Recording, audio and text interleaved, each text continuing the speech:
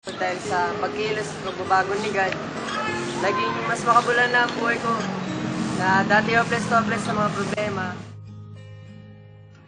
Masasabi ko na malungkot ang buhay ko dahil broken family kami. Nag-abroad yung mama ko. Naiwan ako sa bahay kasama ang aking lola dito sa tita. Lumaki ako nang hindi ko ramdam yung pagmamahal nila. Lagi akong pinapagalitan, laging negatibo ako sa kanila. Hindi ko talaga alam kung naalala ba ako ng mga magulang ko, ng mga kasama ko sa bahay. Kasi sa tuwing aalis ako, hindi ko ramdam yung pag-aalala nila sa akin.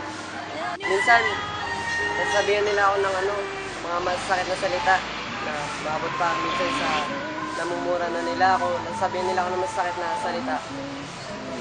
Kasi hindi ko rin alam kung bakit ako nasasabihin ng gano'n. Basta na lang sa mga unti paggalaw ko sa bahay, yung mga maliliit na bagay na nagagawa ko, pagkakamali. Binibigyan na nila ng mga malalaking meaning sa kanila.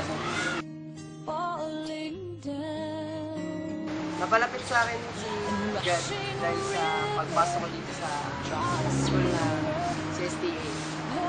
Dito ko nakilala yung isang kaibigan, si Christian Motin. Kasi siya yung nag-joke sa akin para makapag-simba, para makilala si God. Noong pa nadagdagan yung mga skills ko sa gamit ng instrument na drums. Hindi niya ako ginitnessan.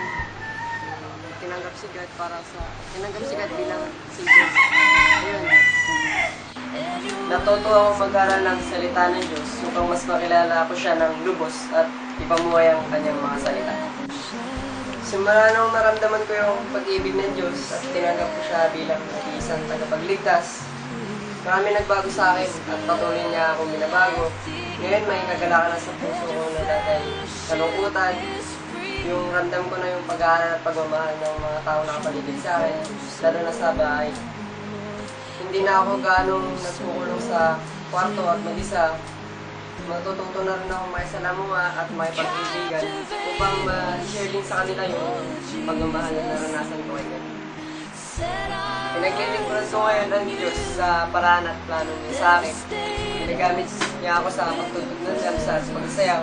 Lubos ang aking pasasalamat sa Panginoon dahil binigyan niya ako ng pagkakataon na makapaglingkod sa Kanya. Maraming salamat sa mensahe na ito na alam ko na galing sa Panginoon. Whatever you do, do it for the glory of the God. Dahil sa pagkilos at pagbabago ni God, naging mas makabulan na ang buhay ko na dati hopeless sa mga problema, sa mga pagsubok na nakaulan lumulutas. Ngunit ngayon, pinagkatiwala at sinusuko ko na kay God yung mga problema at pagsubok sa aking buhay. Because I know nothing is impossible with God. Ako si Sander, anak ng Diyos at siya yung aking tagapagligtas. The burden is mine. You're full of wisdom, power and might, and every eye will see you and captivate us. Oh Jesus, set our eyes on you. Devastate us with your presence.